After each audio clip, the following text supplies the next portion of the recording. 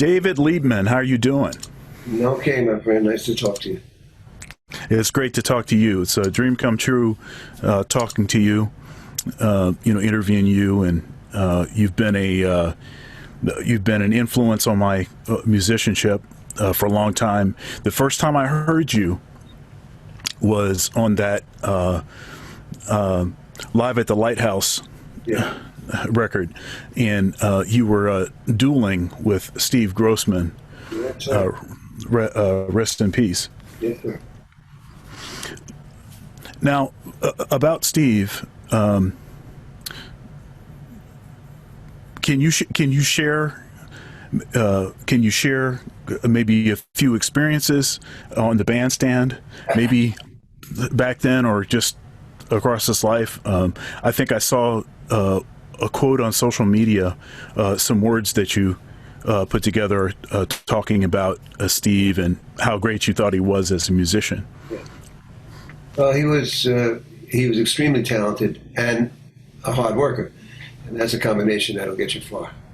It seems like his older brother, who was a teacher at Berkeley, Hal Grossman, it seems that he said to Steve, "You're practicing Charlie Parker," and Steve, whatever you say, bro. And this is like I didn't get the exact time, but 9, 10, 11, 12 years old type thing. I mean, by the time he was 15, when I met him, he was 15, 16, he had Bird down, and he was getting trained really happily. I mean, getting it down. And at first we had a little tension between us. I was a little older and probably a little jealous, and he was young and arrogant. But we did settle that very quickly by a peace offering I gave him. I went to his house. I said, "We're better together than not." I said, because of the situation now as we talk. This is 1969, 70. And the music is changing. This is, Bitches Brew and Fusion and so forth. It was kind of a watershed years, 69, 70, 71. And I said, we both love Train. I said, I'll be Pharaoh, you can be John, and let's start with that. So that was where we took our respective places. And of course, it ends up that in that 3 to 4 year period in the early 70s, we basically changed partners with Elvin and Miles. When he was with Miles first, then I was with Elvin, and I was with Miles, and he was with Elvin. So we were close because of that. And also, we had a good time. We enjoyed each other. We hung out a lot. That was the days of, LSD and so forth. I mean, there was a lot going on in the world. And we became buddies. And of course, being with Elvin together as the Lighthouse attests to, because you can hear the spirit on there. We had the greatest drummer in the world, and Gene Perla, the greatest drummer in the world, who loved us and was really glad to have us to keep, with him, So it was a very good relationship. We also had a free jazz thing going on. We loved free jazz. Ascension had just really breathed by that point, because it was out in 66, but by 69, 70, playing that way became a kind of a style, especially in New York. I mean, it wasn't the only place where avant-garde was. That was, of course, in Europe, and in New York, Cecil Taylor and so forth. But in our generation, and we were in our 20s, so I always identify our generation as the first post-Coltrane generation. Much like you had Charlie Parker and you had Phil Wood, Sonny Stitt, Cannibal Adderley, In other words, there's a giant musician that you attach yourselves to, so to say, and you do what they do. And this free jazz thing, which was really, I say Ascension is the best idea what we did. We did that together, and we also played drums, and he played trumpet and bass, and so we did a lot of hanging where we just played. I had a loft in New York. Your listeners might not know what that is, but it was in industrial areas, which of course now, not anymore, but there were industrial areas where artists, painters, photographers, dancers could use the big space if needed to have space. And we were living pretty much together in that period. He was going to Juilliard, and I was teaching regular school and Board of Education in New York, to make a living. Because when I got out of college, I had to make a living. My parents, they said, so it's on you now. So we had a good time together. And after our period, to finish this up, I did not see him. I saw him one time in the 80s. We played one gig together, and that was it. I didn't talk to him or have any contact with him. And of course, he was, he had a hard time. He had some physical problems and other sorts of things. And he was, he played one way with us, with Elvin and Miles and with me. And then he went after that and played very much in the bebop tradition till, pretty much whenever I heard a record from him over these 30 years, he was more or less bebop, Sonny Rollins, big influence, but if Steve did it great, I mean, he was great. If you're gonna do that and you're gonna look back, you might as well look back with with some knowledge. He was really good at that. So that was our deal. And the Lighthouse is emblematic of what we were like with Elvin. I mean, to be with Elvin, I saw Coltrane many times, and to see Elvin, to play with Elvin, let alone Miles, but Elvin was, he's a drummer, and that's the deal. That's jazz, the drums are the deal, and Elvin was arguably the greatest drummer who ever lived, among the top 3 or 4, for sure. So we had a good time, and I just say R.I.P., rest in peace to the brother. Yeah, one thing that I mentioned just before, I was telling you, you were asking me a few questions, and I was telling you I went to Western Michigan University, and immediately you said Trent Keniston. Yeah. Who's, I interviewed him on this program, and, he was my teacher for my undergrad and my master's, and he still is a mentor to me. I frequently will ask him, questions about things.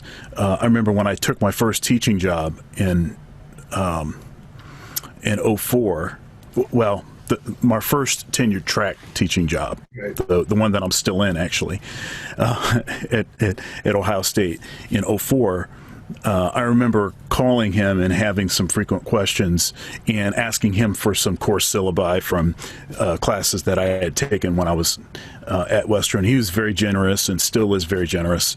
When it came to publishing my book, the clarity of his books, his education materials, and there were a couple other folks that I referenced, but he was at the top of the list. And then he gave me the strategy as far as getting it actually published, and he gave me some sort of sober reality about what to expect. You send a manuscript to a publisher, and they're not necessarily going to want to publish it.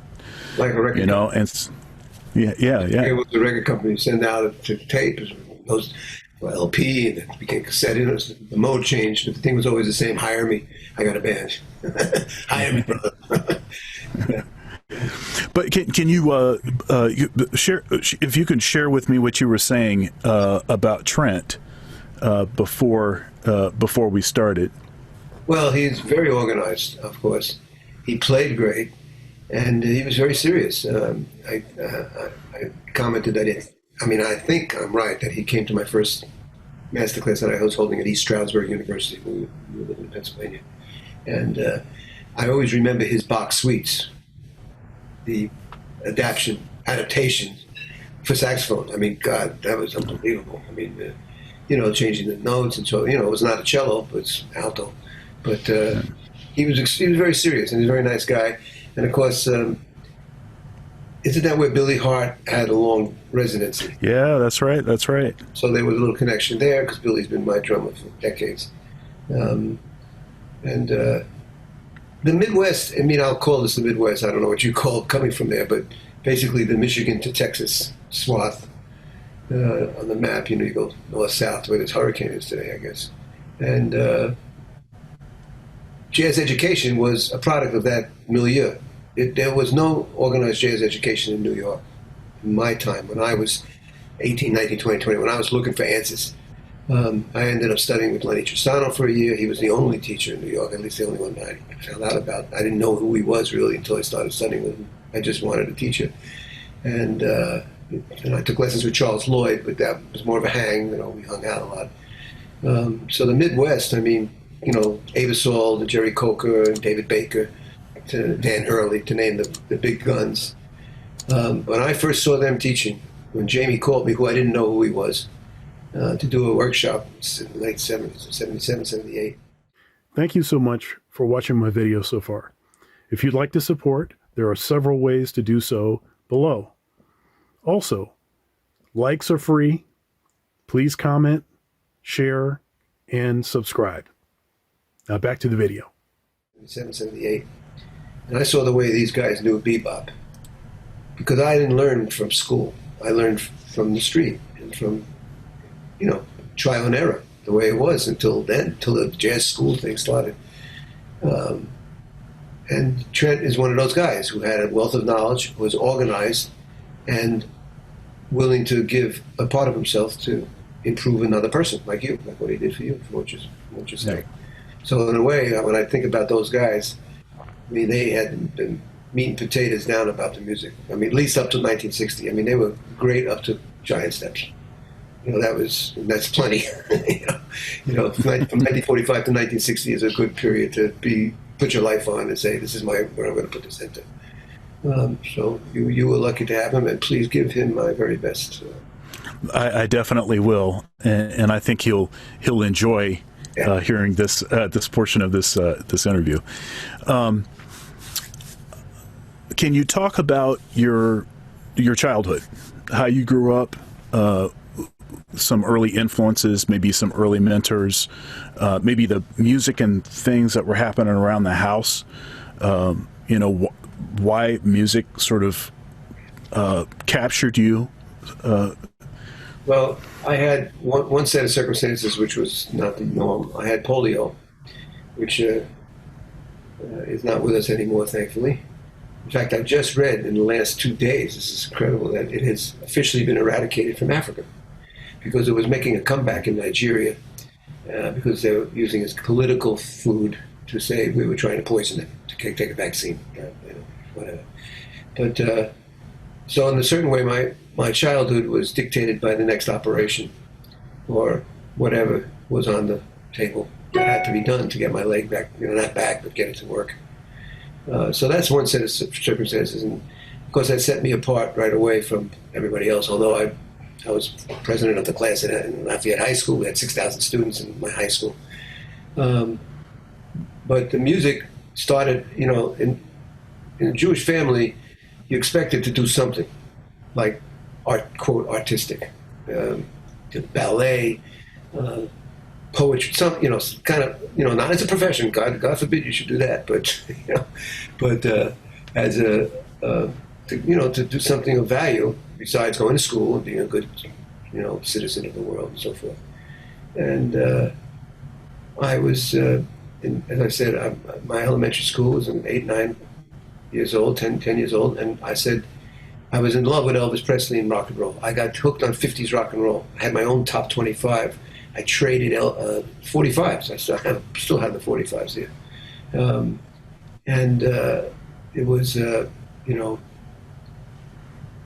my mother said, I said I wanted to play saxophone, and particularly the tenor saxophone, which was a very, the real voice of soloing in early rock and roll, coming out of rhythm and blues. The guitar took over with the Beatles. But in this period, this is like, 1950, the 50s, the late 50s. The tenor was pretty important. King Curtis and Walker, Junior Walker, and so forth. Oh, I didn't know who they were, but then Bill Doggett, walking with Mr. Lee, he was an organ player, had a great tenor player. Dwayne Eddy had a great saxophone player, and of course, Rock Around the Clock, Bill Haley and the Comets was a great R&B saxophone player. My mother said to me very wisely, which I didn't think, of course, at that time. She said, "Well, you have to take 2 years of piano, and then you can choose whatever instrument you want." So my mother knew something, because that was probably the best move of my life. It ended up when I wanted to do this professionally, knowing the piano intimately is kind of, because you teach, you got it, that's where the music is come from, the page and the fact that you can see the whole keyboard, etc., etc. So I did my Fair Lise and spinning song and all the required beginning pieces, minuet and G's, Mozart, etc. And I practiced an hour a day, and nothing fanatical. I did it, And then I got to 12 years old, and I said, "Okay, Mom, time's out. I want that tenor saxophone," and they got me a tenor. So now I enter high school, and as I was mentioning, my high school was 6,000 students, Lafayette High School in Brooklyn, Bensonhurst, Brooklyn. Uh, and there were a lot of musical activities. It was 600 kids belonged to the music department. It was one of the best, most well-known music departments in high schools in New York.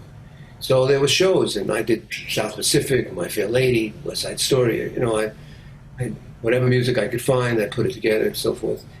And everything was, you know, I was having a good time. I was learning kind of by hook or crook, by trial and error. I didn't really know what a C7 is, but I kind of could play, kind of. I had a lot of energy. And then I saw Coltrane in February '62.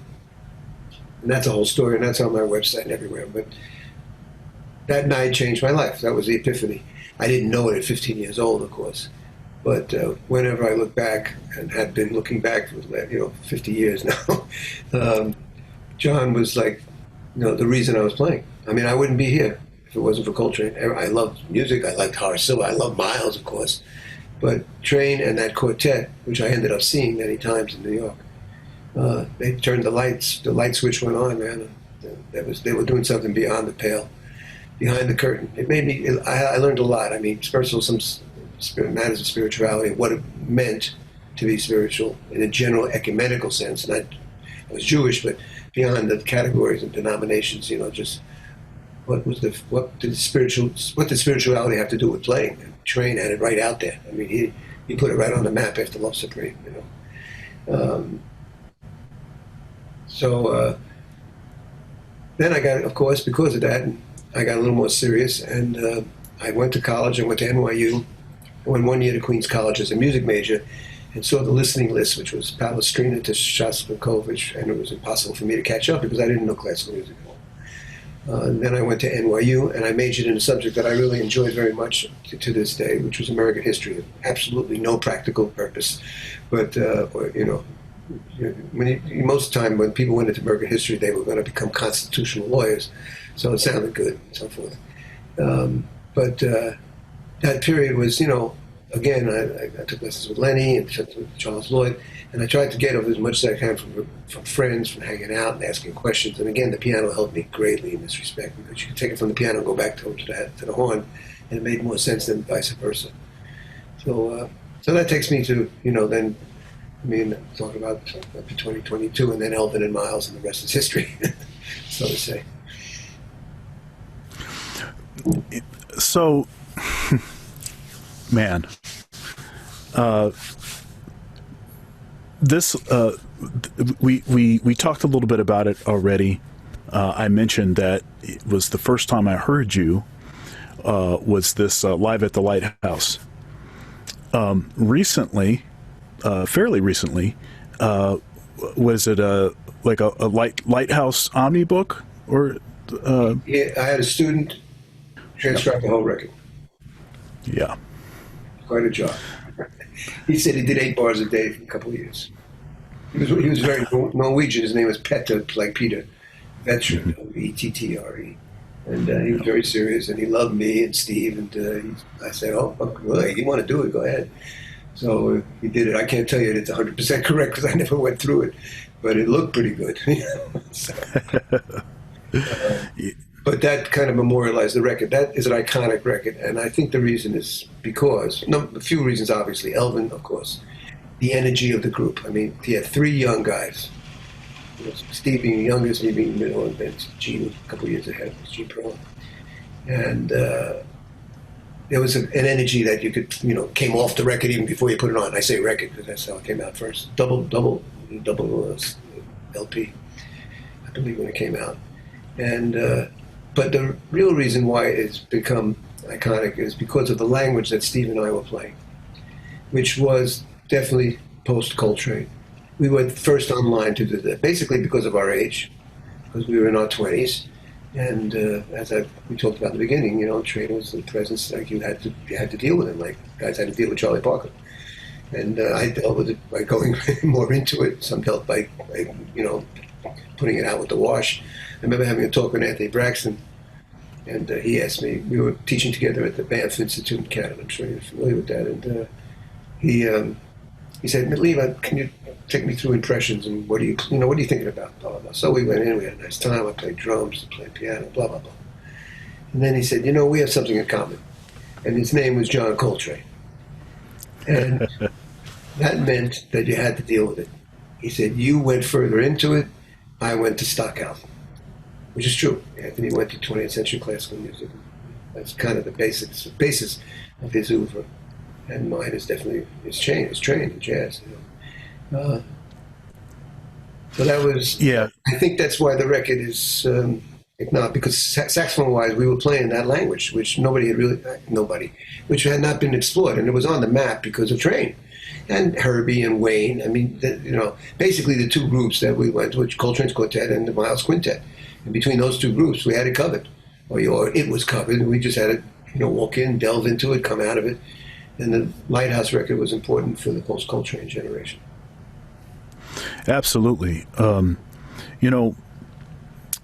Coltrane, you mentioned his spirituality. So I'm a minister of music at a church. Oh yeah. And one of my last gigs before the pandemic hit was it was at church, and the pastor at the church he's a musician, and so he's been very supportive. I'll come up with some different kinds of ideas, and A Love Supreme. I knew you. It's natural. Yeah, its natural habitat is as a church service. I did the same thing at a church in Allentown, Pennsylvania, with my group. We did all the movements, and in between there were readings and the choir and so forth. But Love Supreme is A Love Supreme. He made the whole record out of 3 notes. Ba-da-da-da. That's basically what he did. And the group by then was completely magical. Every note was magical, but also it was marked the beginning of the end of the group. Anyway, I didn't mean to interrupt you, but no. Yeah, you're saying doing that at church is hell. That's it. Yeah. It's the natural habitat for that work. We played it uninterrupted. I think we played. I tried to not play as long solos and stuff, but it was like 28 minutes or something. Just played the whole thing. A small group, just you with the rhythm section. Yeah. Okay, babe. I'd love to hear you doing that. That's. Did you? That music. Once you get into, by the time you pass the singing, and you get the resolution, it's like you're already in there. And the tempo and Elvin is so swinging. Oh my goodness, that record is it's transformational. And I know so many people felt that way. It's one thing to do something that is profound like that. It's another thing to do something that many people, everybody that listens to it, has this powerful spiritual experience. That's a different thing, because especially today, because there's a lot of with kids, students, there's a lot of talk about I'm trying to play my sound, I'm trying to do my thing, and you have to love yourself, and you got to love what you're doing, and there's a lot of it's very self-centered. It's very me, and that's not what that record is. It's about giving it up, it up to the higher force, whatever you call it. The record that really influenced me, even more than Love Supreme, but my favorite Coltrane record is Crescent, and a lot of musicians feel that way. It's just such a package. It sounds like the solos were written out. It's unbelievable. In between Crescent and Wise One, also Lonnie's Lament, and another one on there, Drum Thing. But those first two are so swinging. And Train's on the cusp of chromaticism, but he's playing inside out. But the one that really made a big influence on me, and I try to do it every 5 years, as they used to, was meditations. Mm-hmm. And I mean, the titles talking about spiritual. I mean, how much more clear can you be when you name the first tune, the Father, Son, and Holy Ghost, Oh yeah. and then compassion, love, serenity, consequences. I mean, is that telling the world that you believe that you have something going on or not? I mean, that was, Yeah. you just threw it right down. Then that influenced me a lot. I think that's one of the great pieces of music of the 20th century. And I asked McCoy on several occasions, separated by decades, thinking maybe he'd give me another answer, which was anything written out? Did John say? First of all, was anything written out? Second of all, did he say anything? And all I got from McCoy is, no, I don't remember anything written out. We're talking too much. It just kind of happened. That's it. Stop asking. One thing about Coltrane that he was such a terrific band leader. Like he knew how to sort of cultivate a particular group and get a particular sound out of it. And that's Miles. That's Miles. He got that from Miles. He was obviously awake, even though he had, he still had drug problems some of that time. Right. But if you're with Miles, you have to take into account his organizational abilities, him being the CEO of the corporation, and how decision making, what tune, what order, who plays fast, who plays slow. He is on top of that. He was on top of that. And if you were hit with him, I think it's very good what you said here, because I would bet that if we put all the guys who played with Miles in one room and said, what is the main thing you got from him? I think it would be organization or band leading or whatever you want to call it. And John definitely picked that up. John was very soft-spoken, did not talk much, very well-spoken, but very. You hear the interviews, you hear his vibe, it's like that. But he was peaking on Miles, and even though they had some problems here and there, for whatever reason. If you even looked at Miles, you got a point that you couldn't get from anybody else in the world. And I bet if we put everybody in a room, the other thing we would ask him is, most people who played with Miles never played that way again. Now we'd have to go into the records and just trace it.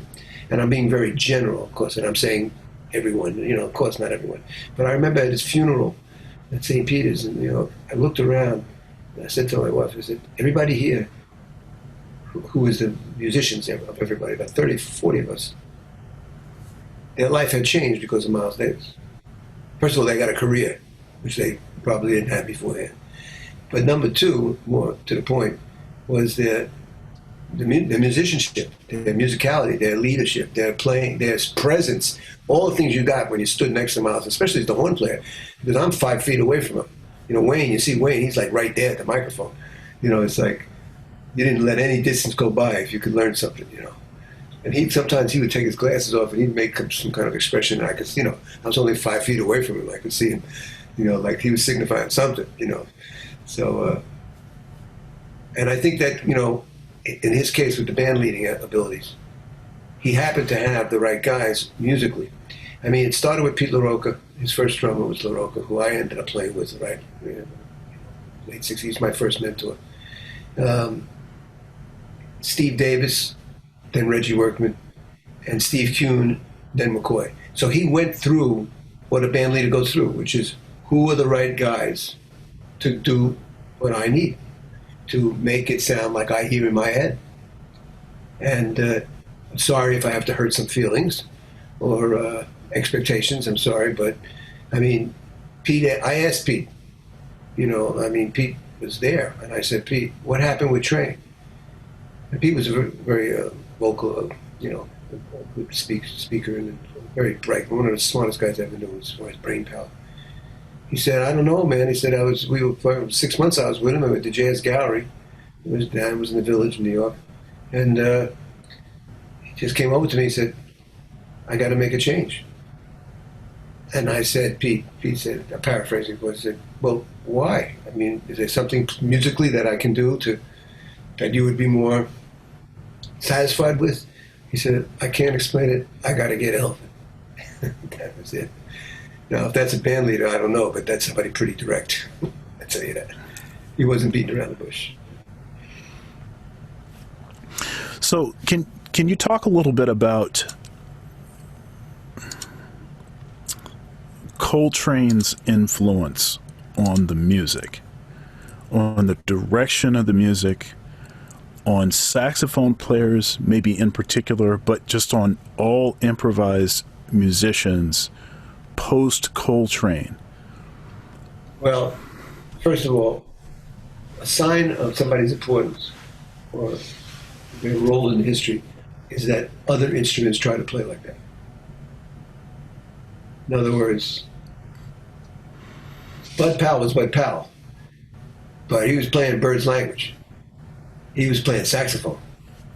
Yep. His right hand is a saxophone right hand. You know what I mean? The fluency and all that. And other cases could be made for this. When Train, because Train went through 3 distinct stages, from 55 to 67. You know, the early, the Miles up to Giant Steps, the quartet, and then the free stuff, and the quartet, and then of course Ascension and Say Mama and all that stuff.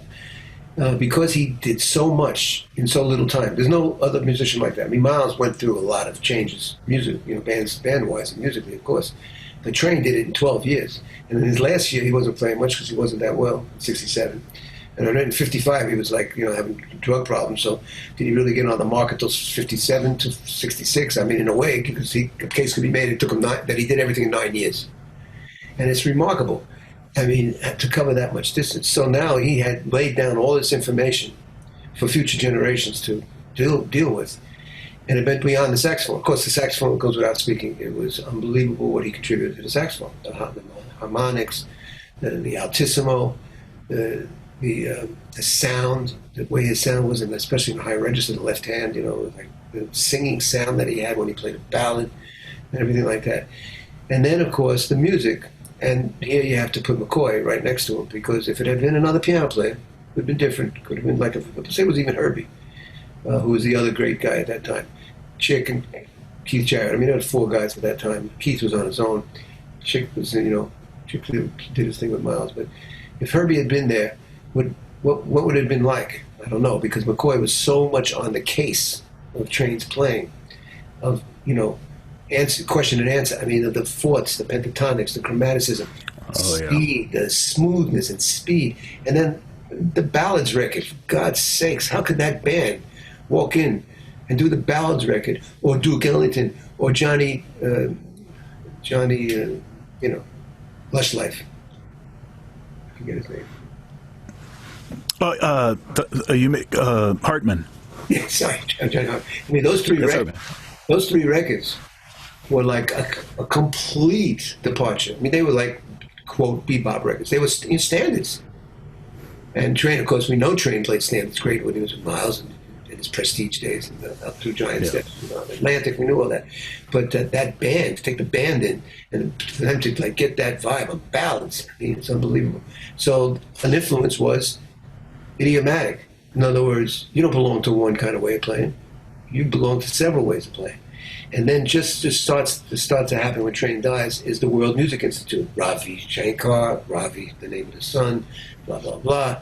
They were going to get together and meet. I mean, you know, the 60s is the beginning of where world music sort of starts to have a little bit of an influence, mainly because you could finally get some records or some, you know, listening tools, because it's very hard to find folkways records, or the Indian guys, Odeon records. It was a Panilau Ghosh, the flute player. I mean, you know, we were our generation was tuning in to what was going on around us. So, you know, on a typical listening day or night in the loft, it could be Bartok string quartets, Train playing Kulo Say Mama, Miles with If I Were a Bell, and Bill Evans' trio, you know, from the Vanguard. Completely all over the map. Oh, and then Jimi Hendrix, of course, because we had to deal with Jimi Hendrix. Right. You had to make up your mind up. You got to go that way or not, because he was strong, you know. And then, of course, the Beatles, songwriting itself. So Train kind of was pushing in that direction. And if he had lived longer, I don't know, we can only imagine, would he have delved into that stuff, and electric and fusion and blah, blah, blah? Who knows? I mean, I would imagine he would have. Because, he also seemed to want to be, he was hanging it up when he thought he had to hang it up, I guess. So there's all kinds of stories about that. But so it's not only the influence of Coltrane himself, but the band. I mean, everybody wanted to play those fourth chords, man. You wanted to play like McCoy and then play over those things, but any key, and you just, I mean, my whole chromatic approach thing is built on that. So, but I think above all will be that spirituality that he enunciated, that had never been enunciated before. In jazz was music for whorehouses. Jazz was like bar music. Jazz was not music for a church like you did. Love Supreme, which is ecumenical. It's not about Buddha or Muhammad or Jesus. It's just about the force and what you deal with when you do that. John was actually, again, say first, you're already wrong, but he was among the first musicians to really put it out there. And that will remain, I think, as one of his major influences outside the music, besides the music. Okay, so you just mentioned this a little bit. I think that would be a good direction to go into. Your chromatic approach. Can you talk a bit about your sort of development of that concept, maybe some influences of that concept, and then you have a standard reference resource, book that you put out on the topic. Yeah, the standards, playing standards chromatically. I think there's that. No. The big one. Yeah, the big one. Yeah. Okay. Yeah. Well, I put my partner in here of my history as Richie Byrack, piano player, who was the piano player, and that's piano player land. This book it's piano. And again, I knew enough on piano to be able to get to it, but Richie's a big source of the information I'm about to share. I was getting the question in the 80s about the Lighthouse. And also on the corner, although not as much, because my solo on the corner is about a minute and a half, which is, how do you play on a pedal point? Or not even a pedal point, just a G. Just like a G root. And that question was coming at me. And they were, let's put it this way, you throw down, you better be ready to pick it up, And I was like, I couldn't really answer them. I mean, I tried my way through, of course. But I said, you know what? What am I thinking? What is making it? I hear what I'm doing on the Melvin. By then I had already Quest, and that was another. Quest was like a combination of Coltrane and Miles's groups. And, that was contemporary and '60s shit and all that. But they were asking me for why I did it and what I did. Why was because I thought that language should be spread out. And what I did was I put together a way of superimposing basically one thing over another, basically. I mean, if I had to say one thing about what that book is about, what my theory is about, it's about superimposition. And you have at least two, if not more, things going on at the same time. And you should be able to follow that by this time in the history of music. This is not monophonic music, it's harmonic, and it's been harmonic since Bach. It was, and I felt that if I don't do it, nobody else will do it, because it will demand a lot of work. It took me 5 years, because at the same time I'm writing other books. I have a lot of books. But I felt that if I'm going to play like that, I should be able to back it up and say, what am I playing? Now, another guy might say, it's not important for me to back it up. I just do it. The kind of person I am is like, I like to, I don't want to leave the room with any misunderstandings or any miscalculations, If you are interested in this, here's a document that outlines a lot of ways of doing it. I mean, I feel like the chromatic book is a workbook, that it's about you writing stuff after you read and you listen to that kind of stuff and that kind of sound. And 20th century music should be in there, Schoenberg, Bartok, of course, all that. When you do that, you will have hopefully an organized way of looking at how to play the notes that are not that they're not on the paper. It's basically, what are you doing? I'm playing what's not there. And it's a superimposition about something that may be there. So now we get into aesthetics and all that stuff. But this book, in my opinion, for me, the equivalent of this book was George Russell's Lydian Concept, which was 1960. Everybody read that book. Yeah. Everybody said they read the book. including yours truly. Did I get past page 5? I don't remember, but I know one thing: I didn't get through the whole damn thing. And that's exactly what happened to my book. It was the kind of book that people who were in the know had to have because, first of all, it's me and not a reputation, but it's because it's laid out so well, and also it's very beautiful looking. It's well done. The publisher, German publisher, did a good job. Daniel Mayer painting on the cover, et cetera, et cetera. A couple pictures, and so on.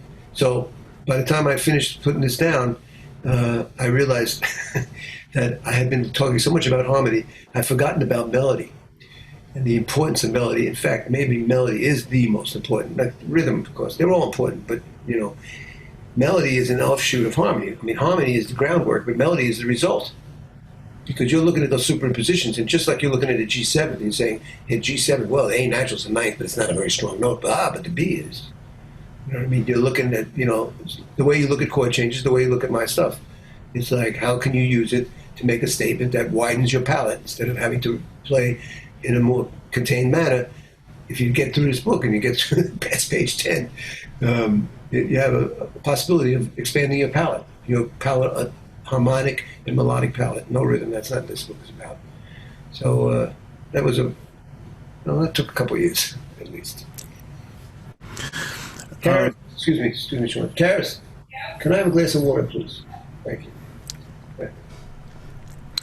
So let me ask you, what is it about the soprano saxophone? Straight horn, immediate sound, no lag time. You blow in, it comes right out at you. This I learned. This is Miles again. I mean, standing next to Miles instrumentally, and watching how he handled the trumpet. This is not the band leader stuff. This is him as a trumpet player. He was very rhythmic because on the trumpet you can be very emphatic rhythmically. Go bat bat. It really is like a rim shot. You do that on tenor outside of the very low notes, and kind of when you do it down there, it kind of sounds a little bombastic. But you do that on tenor or alto, and it doesn't have quite the impact that it does in trumpet. So did Miles play rhythmically and then play trumpet, or did he play trumpet and play rhythmically? I don't know which came first, the horse or the cart, and chicken and egg stuff. But that was for his style, the way he played the trumpet, especially rhythmically, leaving space, being very on the case, extreme, best time I've ever seen, most accurate time. Other guys swing more in other ways, but his time was like a metronome. In fact, if he felt at all, at least at the time I was with him, that the drums was, the drummer, in this case Al Foster, was dropping time, falling back. You could see like Miles had his whole body changed. It's hard to explain. He was like, it was physical. It was like he's in pain from you dropping the tempo. Al, please don't do that to me. You know what I mean? Of course I'm exaggerating, but the point being that his rhythm, his time was so good that it just seemed like a straight horn had a different dimension to it than the tenor. Now, it took me a minute to accept it and to understand that I can double, and I play flute, so I can triple. But the truth is, I got to give this thing some time. And that's when in the '80s I gave it up for 15 years. I gave the tenor up because soprano is a beast. It's a killer. It kills you. It's you don't want to be second best. I gave up the flute eventually because you had Joe Farrell. You didn't need me. That was. But the giving up the tenor was really a big move for me. Tenor was my daddy, you know what I mean? And here I was going, thank you. Mm-hmm. Here I was going, hey, say hello, Sean. That's okay. Okay. She says hello. Hello. And the other reasons why I finally landed on soprano for those 15 years is that there was less water under the bridge as far as styles and people playing it. I mean, I don't know how old you are, but if you remember, they were really, 1980, Branford was starting to fool around with it. Lacey was still around, and me, and maybe Jane Ira Bloom. I guess they count her in there, something like that. I mean, there were not this plethora of soprano players running around the planet. There was there was room to come up with something, and I was getting to that point, 35 years old, where I was starting to look at my life in a more introspective way. You get that way by the time you're in your 30s. What am I doing here? What am I doing? Why am I doing it? Is it the right thing? Are there other directions? I even went back to law, took the law school test to get into law school. I mean, it changed your life and everything. But there was room to build a style and have it be known as David Liebman. And I was sensitive to that at that time. And it happened. Within 2 years of me putting the tenor down, the soprano doubled. I mean, I was able to do things on it that I hadn't been able to do, and I was more in tune, which of course is always a battle. Uh, so the soprano became, and then there's another thing, Sean, like I also said physically, when you see a horn, especially a horn, because it's something you're carrying. When you see a guy with a horn, as soon as Miles would say, I can tell what he plays like by the way he takes the horn out of the case. In other words, a horn is kind of a reflection of you personally. I mean, could you imagine? You see Cannonball, that little horn next to that big stomach. That's Cannonball. That's Cannonball, man. Do you know what I mean? That's That's a guy who's he's going to eat until he drops, or something like that. Certain guys, you just see the way the horn fits them, and you go like, oh, they couldn't do anything else. They found the right instrument. I think look at Train. He started on alto. Yep. That record called First Steps, where they're playing Bird. He sounds 20 years old. He sounds fantastic. I mean, he's already got it covered. And then he goes by 49. He's on tenor. He probably said the same thing that Anthony and me were talking about, which is, what are you going to do? I have Coltrane to worry about. He had Charlie Parker to worry about, who he met and who he followed around, like I followed Train around. So. He switched horns and he found the horn that was comfortable to him, the tenor, and then the soprano. He had it on the soprano.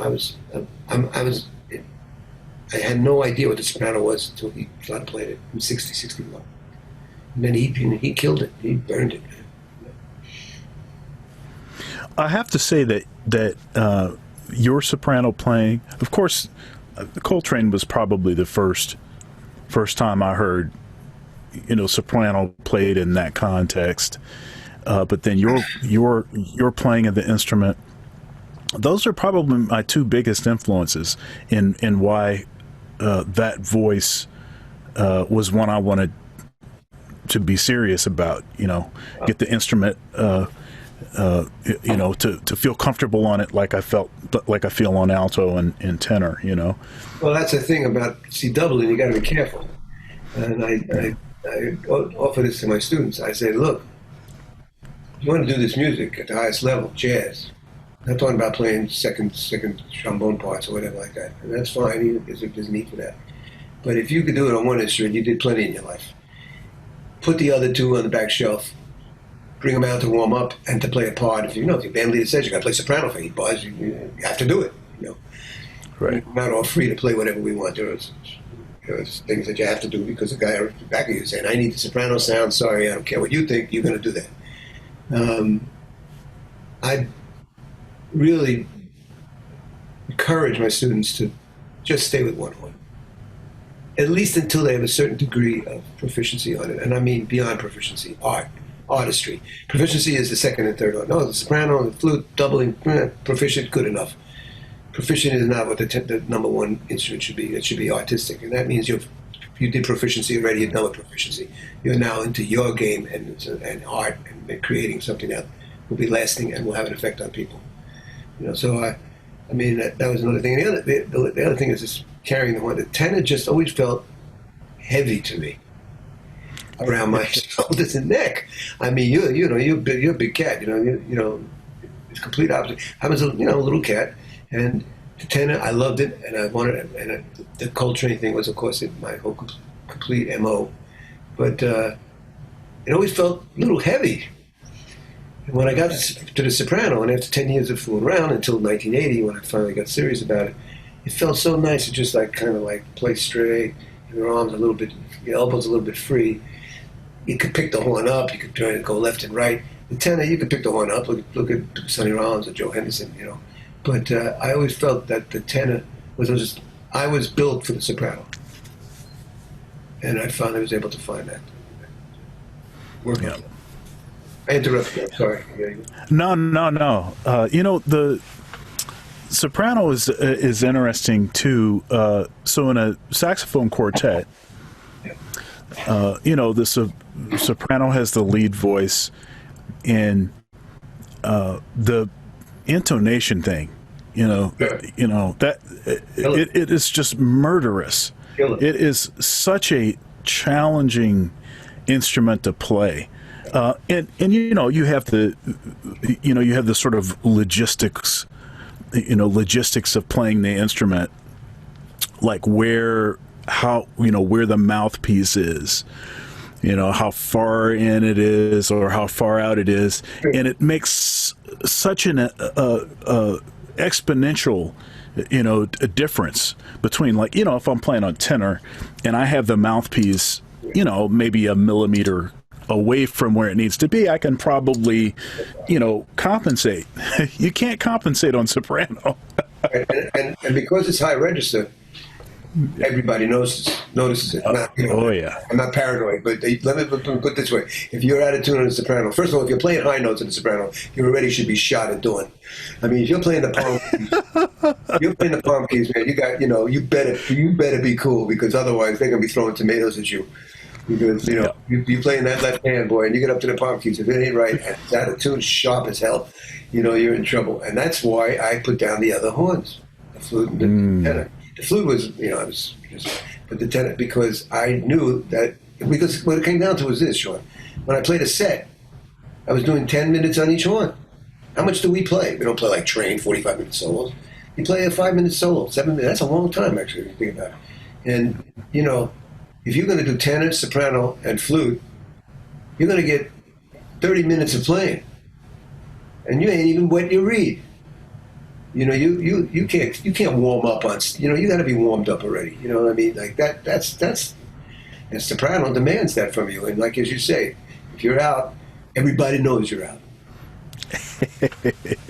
You know what? I'll tell you, when Ron McClure, bass player who was with me for many years, used to call it a pet store on fire. The high notes. Lee says, you remind me of a pet store on fire.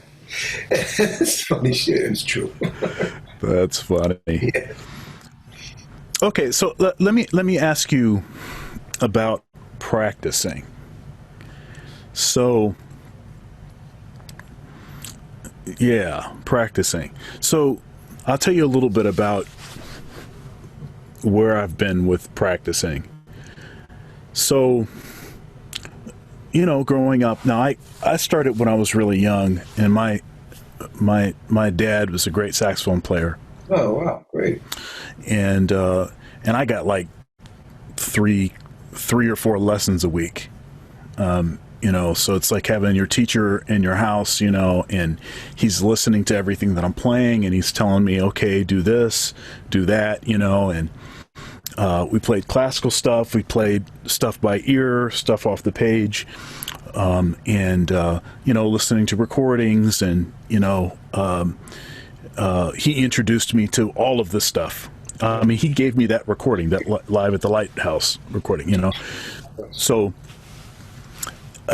yeah, and I think growing up, okay, so first of all, it's like when as a kid, I started when I was 6. My dad would always say, he would never call it practicing. He would say, go get your horn and let's play. Mm-hmm. It was always that. And somewhere along the line, I'm a pretty duty and discipline oriented kind of person.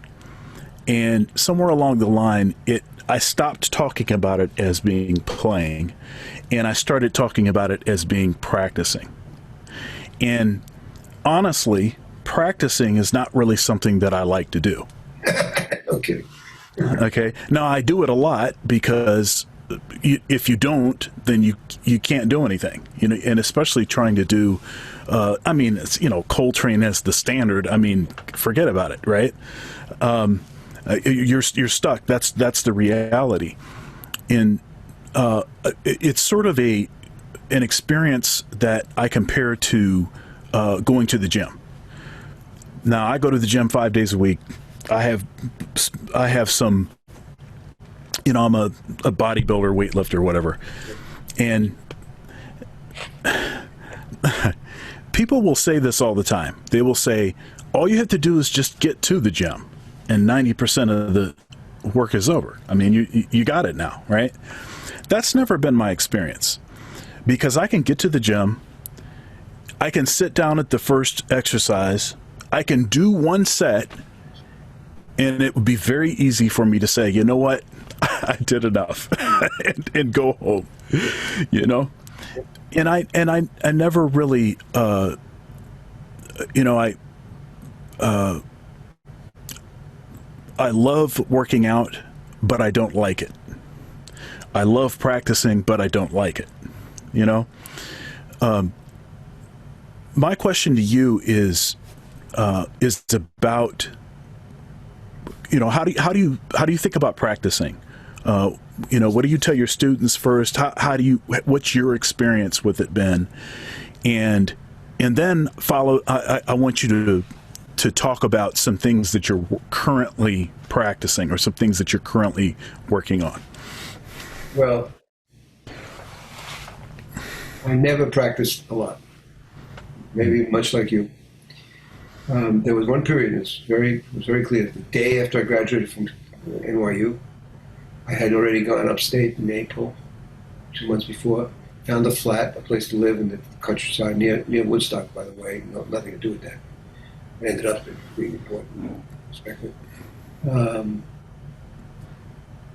I got a taxi license, and I drove taxi for 1 week. But I did like 15, 18 hours, because I needed enough money to be able to live in this $200 rent shack in the mountains of upstate New York. So the day after I graduated college, in which I, by the way, played Mahima at the graduation for Martin Luther King and Robert Kennedy, because that was Wow. 68. And the picture of me with the tenor in the cap and gown, you know, everybody knew me as the musician, you know. Anyway, then I went away. I went upstate from April or May, whatever, till Thanksgiving, till, you know, it got cold and everything. And I did do 3, 4, 5 hours a day.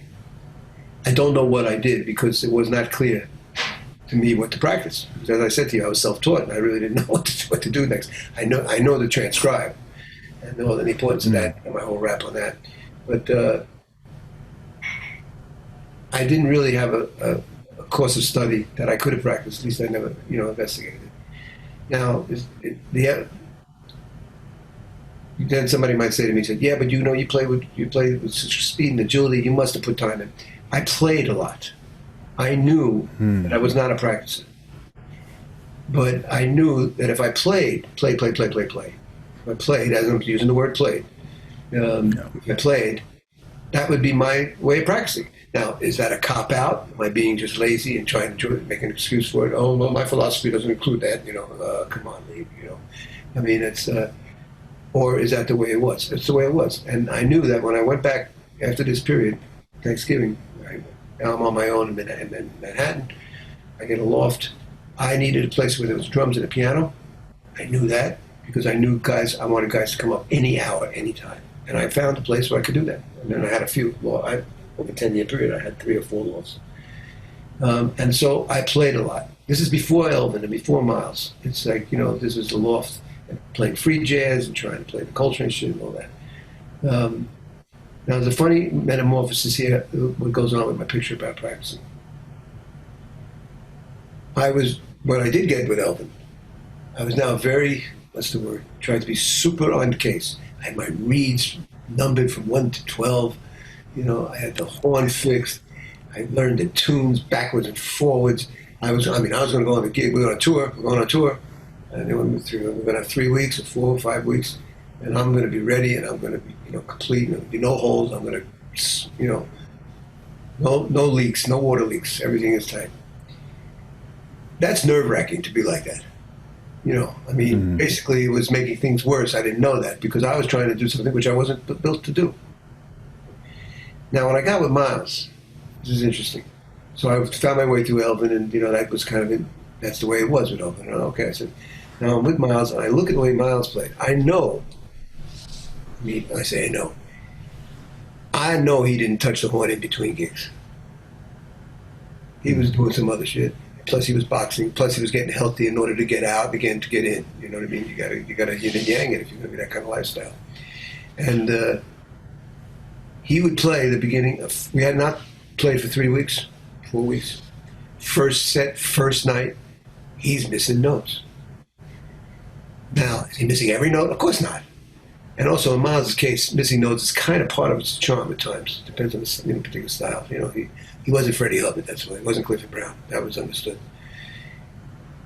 I looked at him, and he looked at me, and he would take his glasses. He had those big sunglasses, and he could take them off his nose, and he would look at me with a look like this, like, what's going on? It'll be okay. You know, kind of cute, kind of funny, but kind of also like saying, drag, I'm missing notes, but not enough to get him upset. And that's when I changed my whole idea about practicing. In other words, it should be an extension of your life, of your lifestyle. If that's an hour or 45 minutes, that's one thing. If it's 3 hours, Michael Brecker, he'd go, you know, when he was in that stage, 3, 5, 6 hours in a row. You know what I mean? In other words, you are who you are. And you can't use somebody else's MO for you. You can use parts of it. You can use it for inspiration, but you can't substitute it. This is the way I am. That's the way you are. You go 5 minutes, and you're going to, you say, I had enough of this gym. I know what they're going to do. I got it covered anyway, you know. Or I don't have it covered. I don't care. Well, either way, you know. And watching Miles, and then of course, obviously, the end of the sentence is he had it together by the second set. You know, yeah. That now I give to the fact that he played every night for 30, 40, 50 years, right from Charlie Parker right up until his time with me. Not every night. But those guys played a lot. They played a lot, man. I mean, Elvin told me they did 40 weeks a year with Train for 6 years. 40 weeks a year. There's only goddamn 12 left, for God's sakes. You know what I mean? I mean, you play a lot, and you get it, the machine oiled. Also, we have a problem in jazz. There's really nothing to practice. After you learn your stuff, you're a teacher. You know, you hand them the A to Z. Learn this, learn that scale, learn that pattern, learn those tunes, all of our pedagogical stuff, which we have to do because we're teachers. We have to give it to them. It's up to them if they want to take it or not. But this is like, you know, this is being true to yourself. And by watching Miles warm his way up between first and second time he played that night, I learned to be a little bit more patient and not to be feel so I had to be perfect in the first note. Now, the style these days, the way guys play these days, you know, go unnamed at this moment, they had the benefit of school. They had the benefit of, they got to bring this piece in. They got to practice, or they just they'll get an F in the course. And their technique, by the time they're 21, 22, is far beyond what mine was at that age. Charles Lloyd told me the same exact thing. He said, I couldn't play as well as you played at 21 years old.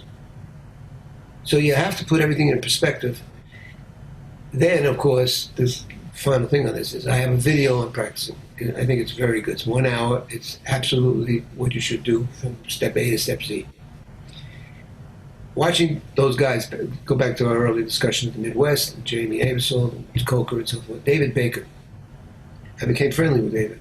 And man, what a teacher. Unbelievable. Kids were singing, they were laughing, they were crying. You know, an hour with that guy was like unbelievable. I don't know if you ever, got close to him, but he was incredible.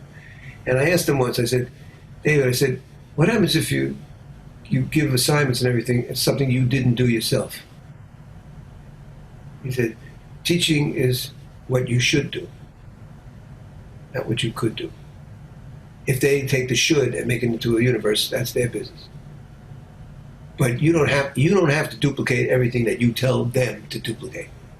Now, I don't know if that's excuse for being lazy, if that's just a drag, or if it's correct, but that's where I'm at with it now. There is a certain period of time when you do need to put in, you should be doing 4 to 6 to 8 hours a day, at least for a few months, sometime in your life. And if you don't do it young, probably you ain't going to do it. Most likely you're never going to do it because life catches up with you. And, good things and bad things. When you don't have time to do it. But when you're in school, I say, man, if you waste your time now and you don't get on the money, or you're in school and you know where you have to be between September and June up until now, of course, and you don't use your time well, you're going to be kicking yourself in your ass the rest of your life. This is your free time while you're in school. Because everybody goes to school now. Those days, nobody went to school for jazz. Except, Berkeley and, Indiana and Miami. That was it. So that's my feeling of practicing. To sum it up, there is a definite period when you need to hit the nail on the head over and over again to get it in the wall. But then what do you practice after that? How about philosophy? That's not practice. How about spirituality? Knowing what the Indian cats are talking about. How about humanity itself? How about history? How about philosophy? How about religion? How about making yourself into an artist who has something to say which is of importance that it makes people have to think? What is your goal? You did you're in your 20s, you did that stuff. You did it. You either did it or you didn't do it. And I mean, that's the conditional tense. I mean, shouldn't, couldn't, wouldn't, they're all off the table by the time you get to 30 years old. If you didn't do it, if you didn't do giant steps in 90 keys, you're not going to do it. And don't fret about it, and don't beat yourself up on it, because hopefully you'll do something else. But that's not the goal. The goal is that you have something to say. So if you've practiced it so much that you don't, those guys, when they talk about practicing, they go, how can you practice something that's not there in front of you? How are you going to practice future? You don't know what the future is. How can you practice improvising? I don't have 4 guys that back me in a rhythm section. How can you can't? Don't kid yourself. Practicing is something you do when you're young, and you get all the mechanics together, and you do need to do that. But after that, find another profession. That's all. Yeah. That's my position. I'm teaching. One thing that I was saying that my dad would always say, "Let's play," and I kind of went through a long period where I thought of it more as practicing. And I'd say over the last probably year, I've been sort of reevaluating that and trying to get myself back to that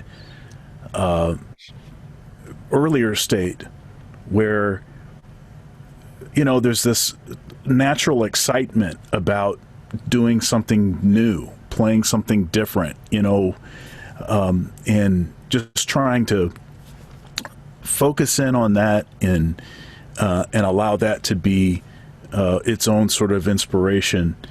I don't know. I think for a long time I kind of took the whole inspiration or motivation thing as it's like a sign of weakness if you require those things in order to spend the time. I almost took it that way, and now I'm trying to think, well, I think motivation and inspiration aren't bad things, and maybe focusing on trying to do more things where I feel more inspired isn't necessarily a sign that, that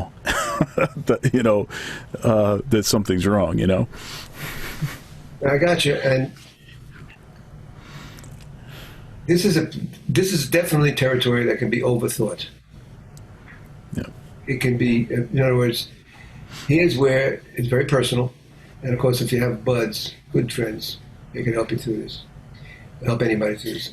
And that is, thinking about this stuff too much, I'm not sure that's a good thing. When you're young, yes, you're inspired, you want to get 15 records at the same time. Understood. And you got to have that young period. 20, basically 20s. Maybe if you started so young, it could be earlier. But basically, you're ready. You should be mature enough between 20 and 30 years old to, have inspired. Man, you just heard Michael Brecker play, and you want to play like that. You just heard, Keith Jarrett on piano. Whatever it takes. By the time you get to around 30, and this is passages of life,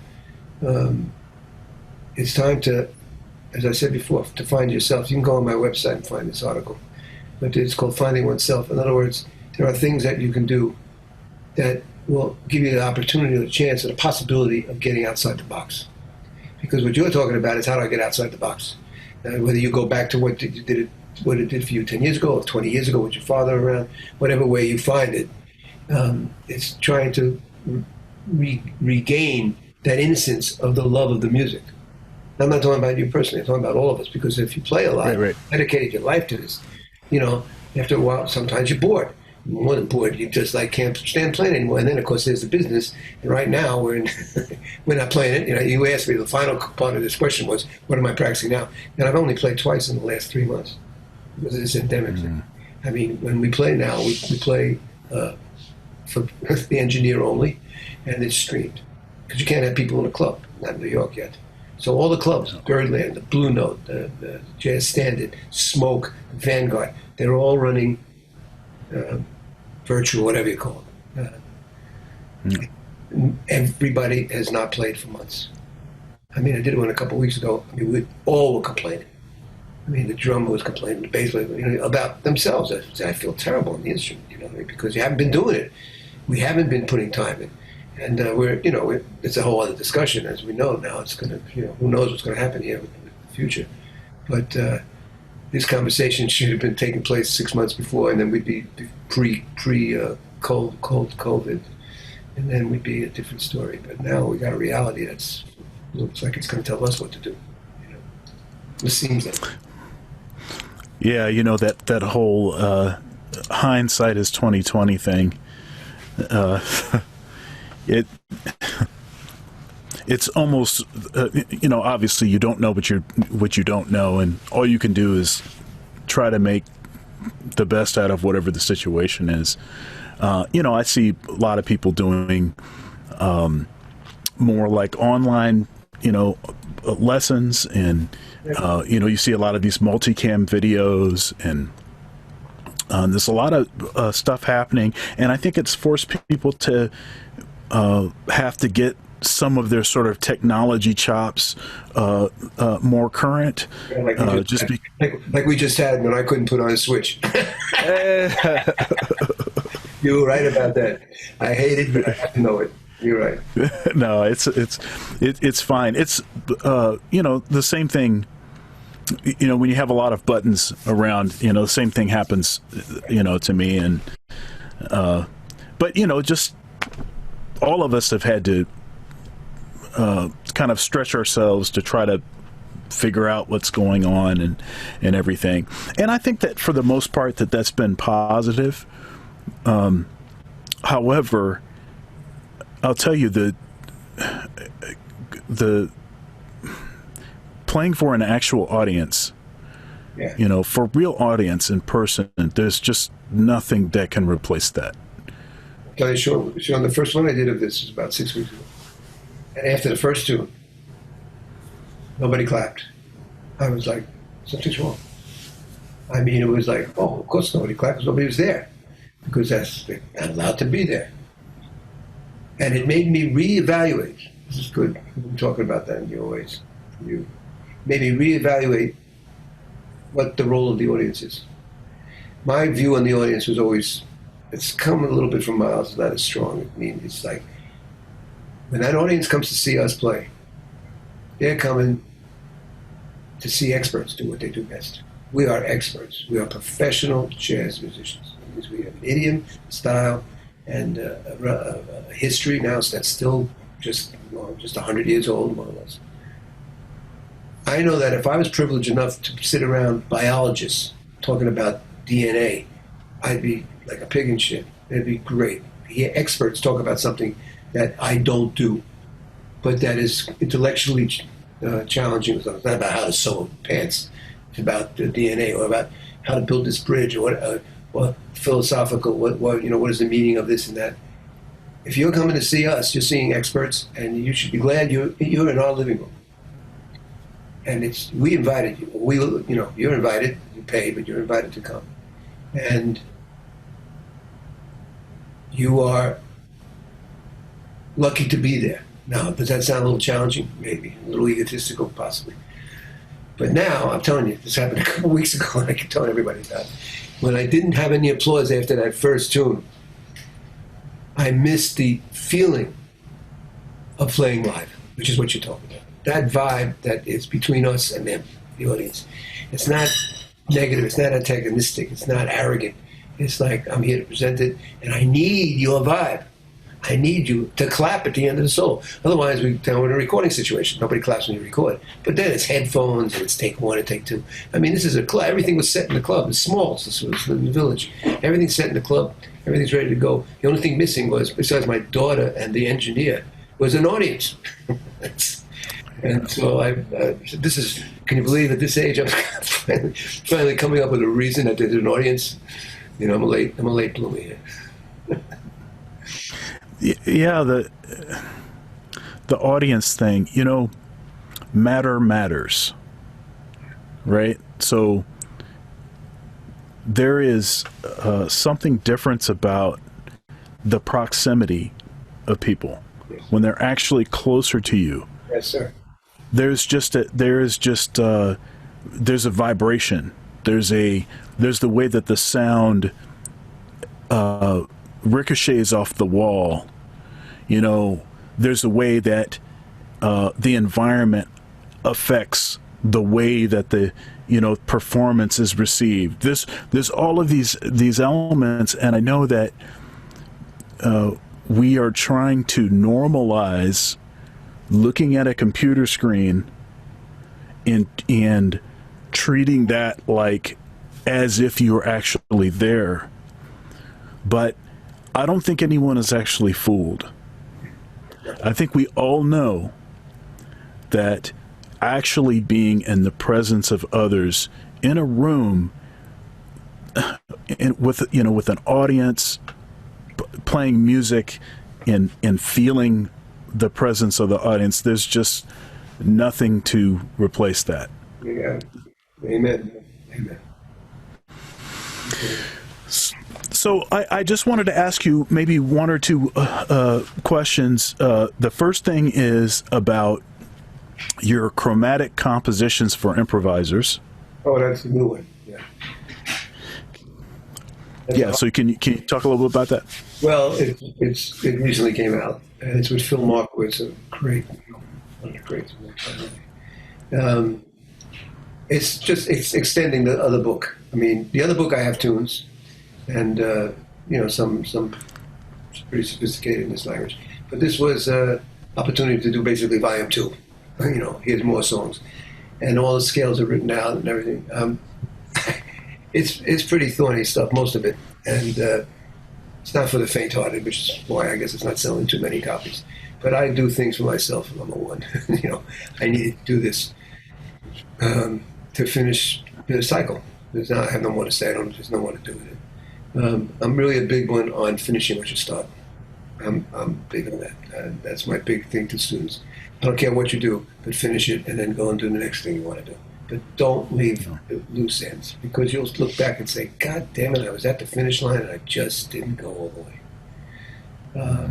So that was kind of like this improvises this book. It was like it's furthering of the chromatic book, but it's songs and it's me and Phil playing the songs. I think it's pretty good, actually. I don't this day and age, it's just kind of off. Harmony is the forgotten frontier in a way these days. Last 20 years, it's basic harmony, fourth voicings, tritone. It had its time, and basically Wayne, those cats, and Herbie, those guys. They covered it.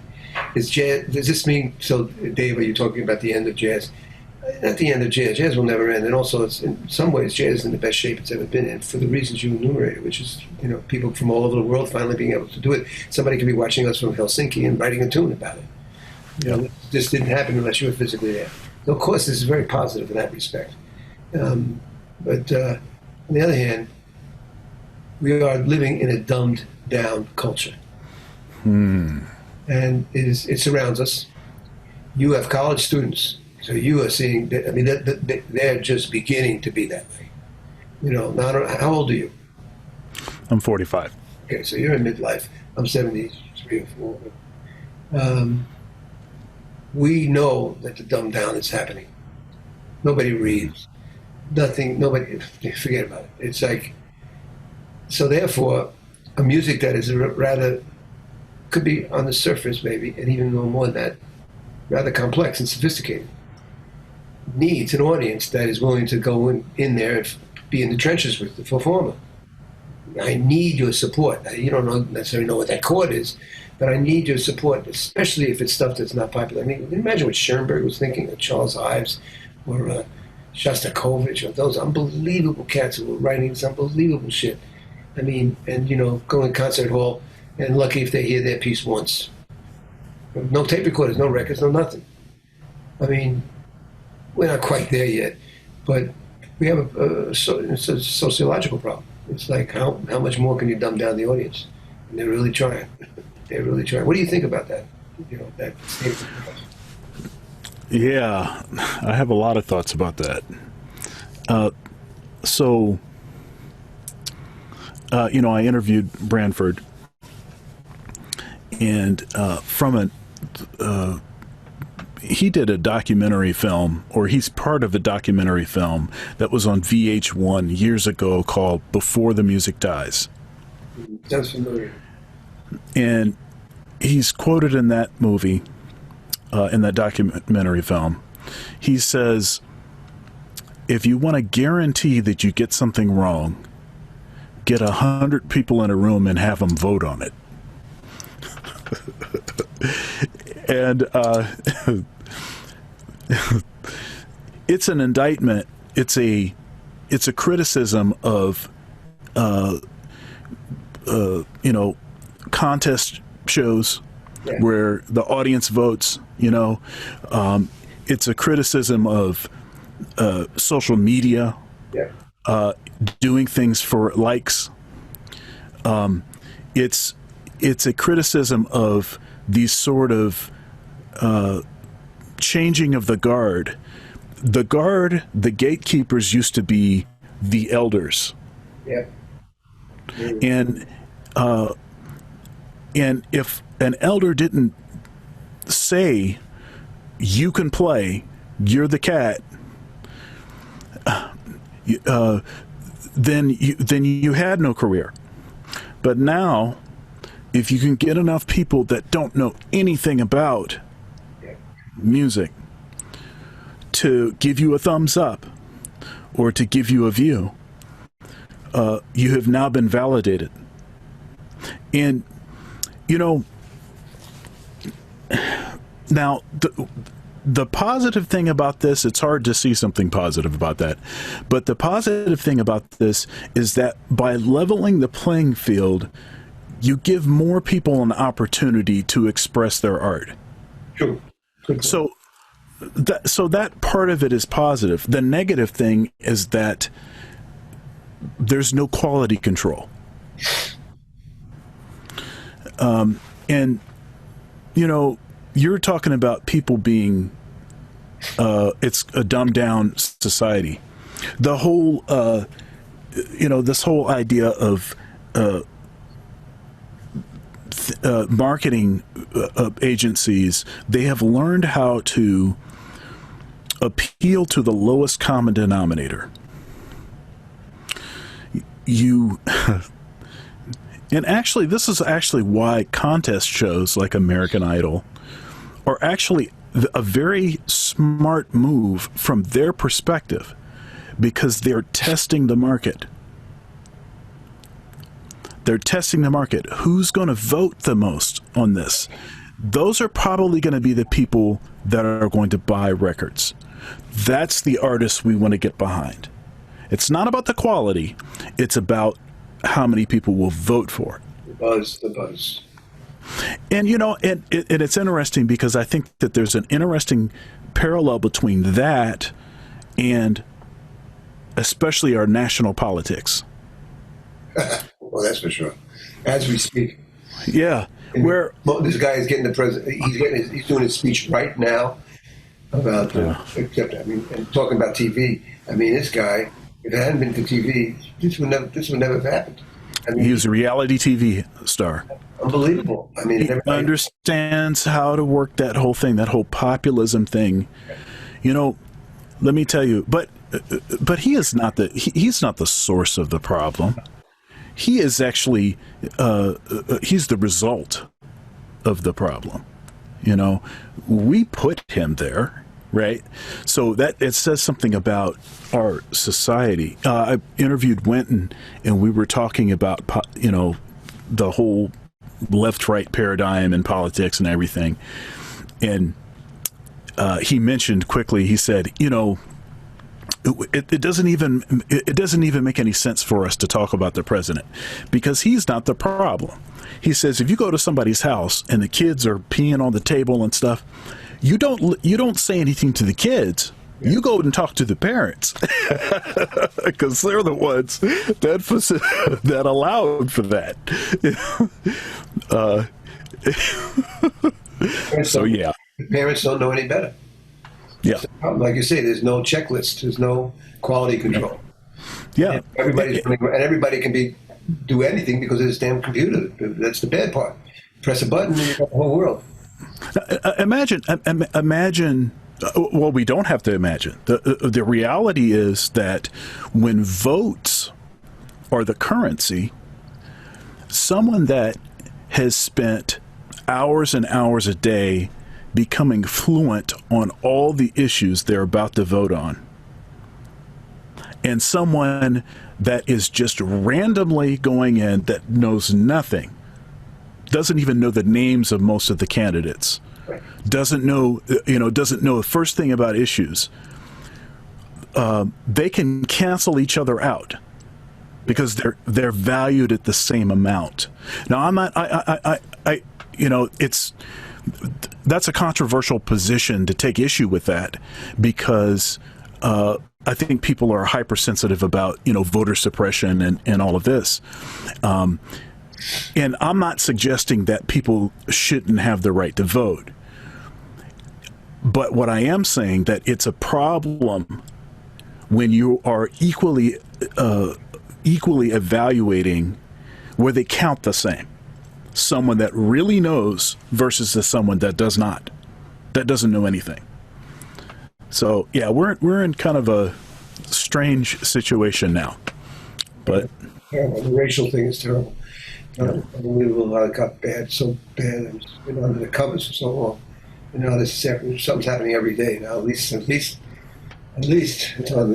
found its way to the newspaper and to the media. So there's a guy standing there in front of the rioters and he's talking to them. This country is something else, boy. Something else. The thing about the racial thing is,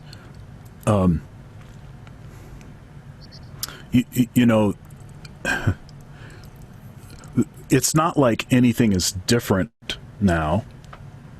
Actually, I would say in recorded history, I'd say things are better now than they have been.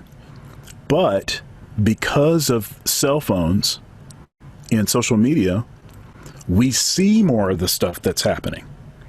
Now, if things are better now, imagine what they were 20, 30 years ago. Yeah, man. Terrible. It's just we didn't see it because the social media, and everybody didn't have a camera in their pocket.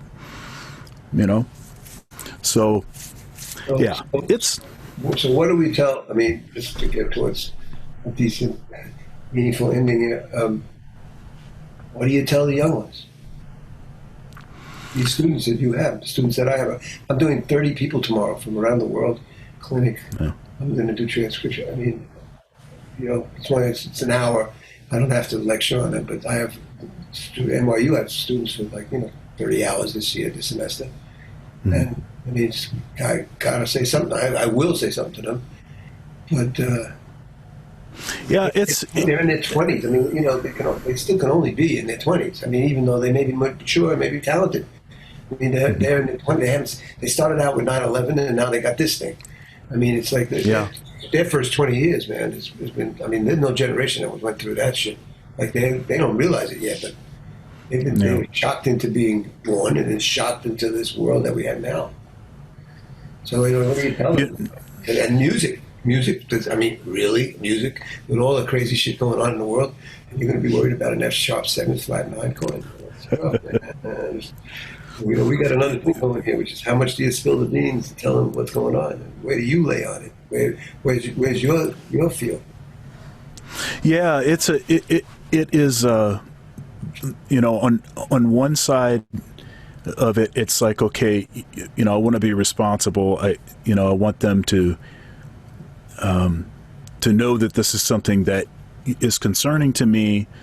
I want to validate their maybe some of their fears, maybe because sometimes people just you're stressed out about stuff because you maybe you don't know that other people are also stressed out about it. And when you see that other people are stressed out about it, it's like, okay, you know, actually, I don't feel as bad now that I realize that you see this as being an issue also, you know?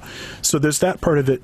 But then there's the other part of it, which is to say that I'm a musician, and the way that I heal the world is through my music and through my teaching. And even if it's a small positive thing, it's at least one more small positive thing put out into the world. That's right. And then that's all we can do. Well put. Yeah. You have a final word for us, sir? Well, I appreciate your interest. You're good at this, obviously. And what city is this in Ohio State? We're in Columbus, Ohio. Yep. Yeah. And if you see Mike Cox, tell him hello. All right. I definitely will. You know, matter of fact, I sent him a text right after you told me. You had said no. I'm sorry. We talked on the phone, and you said something about Mike, and I sent him a text like right after that. Yeah. And he told me to say hey. Yeah, he was a good one. He wrote a great study on his master's thesis. He did his job. He ran with the ball. He took the ball and ran. He was one of the few guys who really went the whole way with that book. It's implications. Yeah, Mike's a bad dude. Yeah, he's a bad dude. Thanks for your time, bro. Absolutely. God bless you. I'd like to put this on my site. You know, as a, if you give me the link when you can, whatever the link will be, and you'll have the full name of the show and everything like that. Yes, I definitely will. Right. Well, God bless you, and you have a good one. Pleasure to talk to you. Be well. Good night.